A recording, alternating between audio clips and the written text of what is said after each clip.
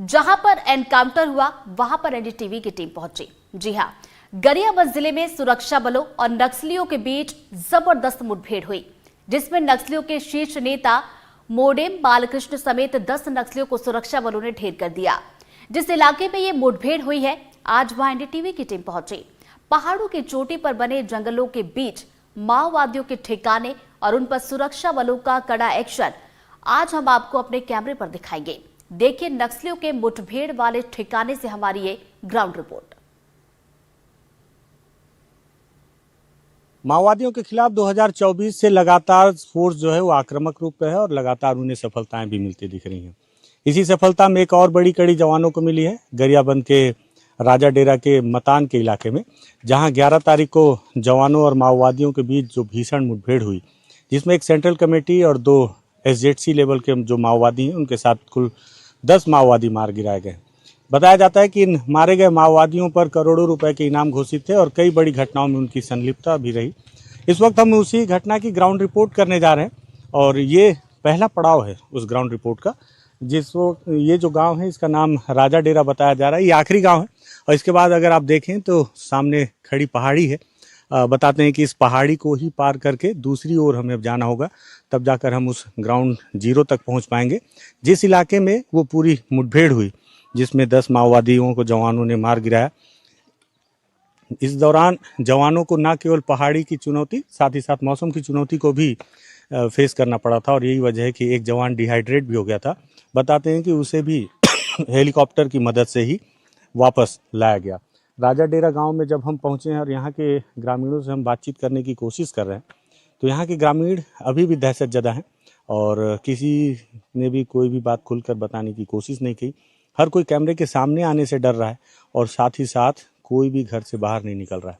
आप देखें, हर घर में आपको लोग मिलेंगे, लेकिन ये लोग हमसे बात करने को तैयार नहीं है।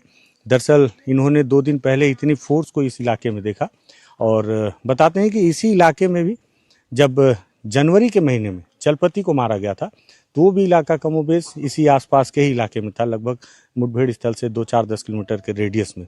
तो 2 मुठभेड़ साल भर में इन गांव वालों ने 2 मुठभेड़ की गोलियां भी सुनी और अब हम आगे उस पहाड़ी को चढ़ेंगे और समझने की कोशिश करेंगे कि पूरी मुठभेड़ हुई कैसे।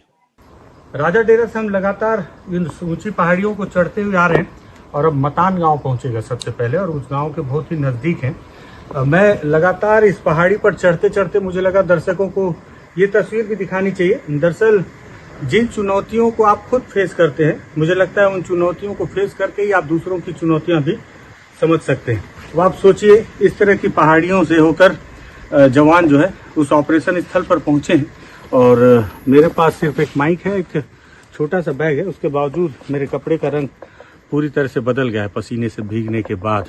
और जवानों के साथ उनका पिट्ठू, हथियार और खाने पीने की सामान और तमाम तरह की चीज़ों को लेकर और उन्हें समय से पहुंचना होता है, क्योंकि जो पिन पॉइंट उन्हें दिया जाता है जिस जगह पर ऑपरेशन होना है और जिस जगह पर बालकृष्णन मौजूद था, उस इलाके में पहुंचने के लिए उनके पास बेहद कम वक्त था।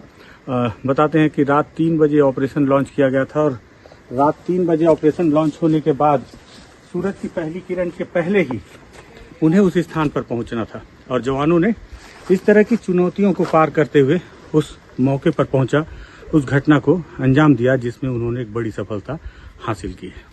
लगभग 10 बजे से हम पैदल चल रहे हैं और अभी लगभग 1:30 बज रहे हैं। तो ये 2-3 घंटे हमने वो पूरी पहाड़ी चढ़ी और फिर एक पठार इलाका मिला है और ये पहला गांव मिला है मटाल, जिस गांव के आसपास में मुठभेड़ की जानकारी पुलिस ने दी है, बालू डिग्री और मटाल के बीच।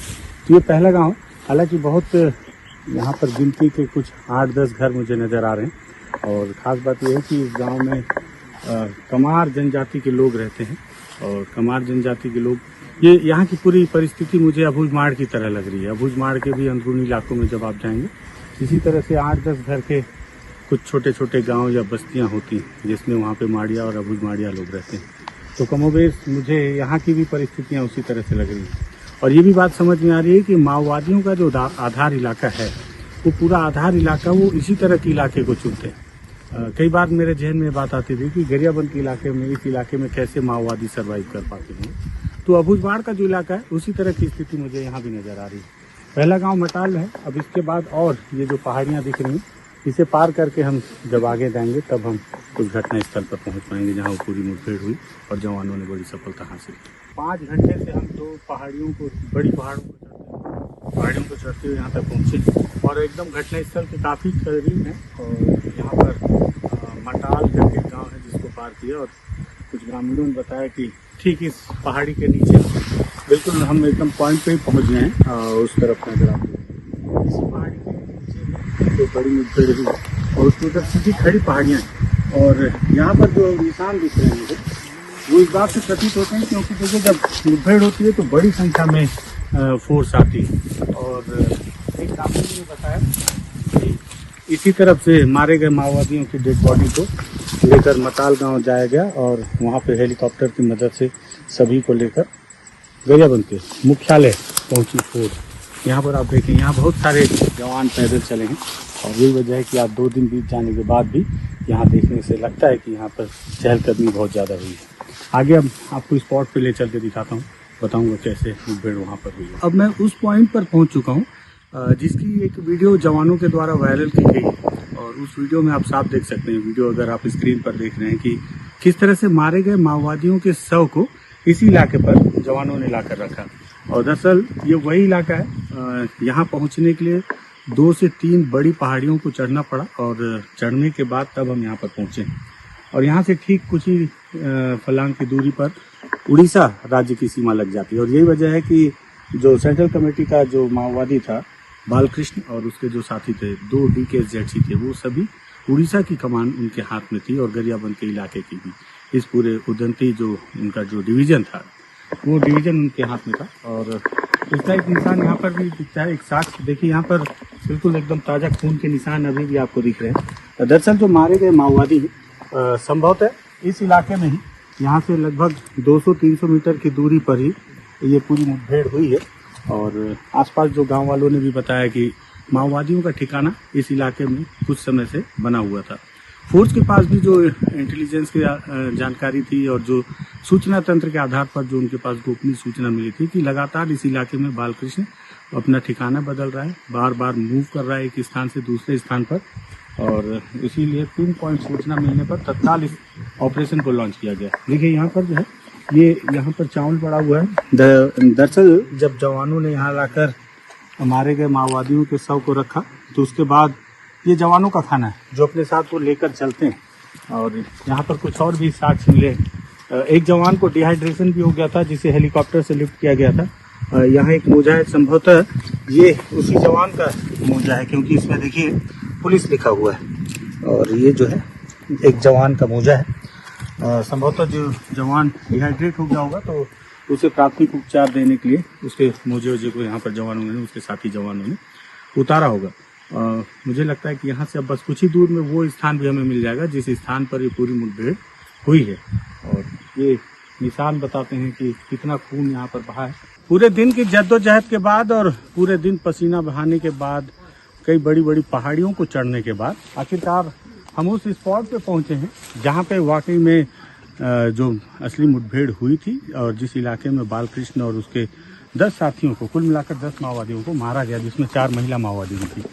यहाँ हालांकि निशान काफ़ी कम मिल रहे हैं लेकिन आप देखें ये गोलियों के निशान है जिसने इन पेड़ों को छलनी किया है और साथ ही साथ ऊपर भी गोलियों के निशान है।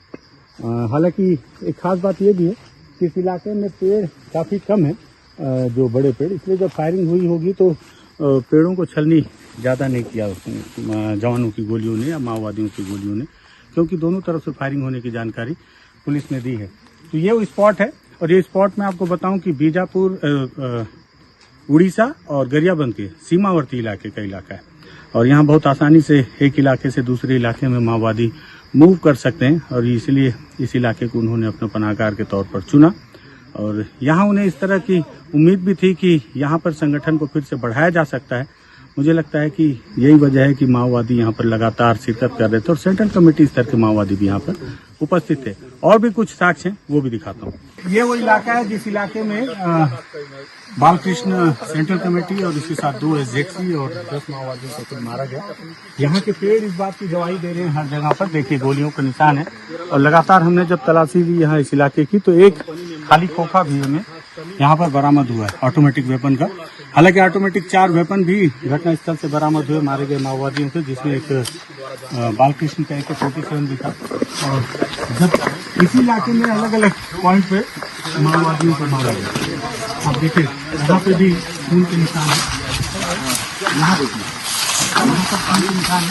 लगता है कि यहाँ पे भी जो है एक माओवादी को मारा गया है और मारने के बाद जो है ये जो इलाका है यहाँ पर लाकर मुझे लगता है कि सभी मारे गए माओवादियों की डेड बॉडी को यहाँ पे एकत्रित किया गया सबसे पहले, और उसके बाद फिर दूसरे स्टेप पर ले जाया गया। तो ये पूरी घटना की तस्वीर है